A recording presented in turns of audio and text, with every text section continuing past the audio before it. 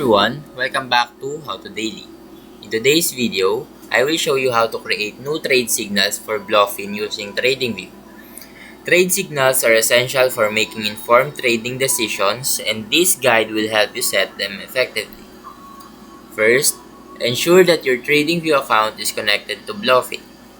You can do this by going to the Settings section in BloFin and selecting TradingView as your preferred charting tool. Next, log into TradingView and navigate to the Pine editor to create a new script. This script will be the basis of your trade signals, so customize it according to your trading strategy. Before implementing the script, backtest it using historical data. This allows you to see how it would have performed in past market conditions and make any necessary adjustments. Once your script is finalized, set up alerts in TradingView. These alerts will notify you whenever the script generates a buy or sell signal based on your predefined criteria.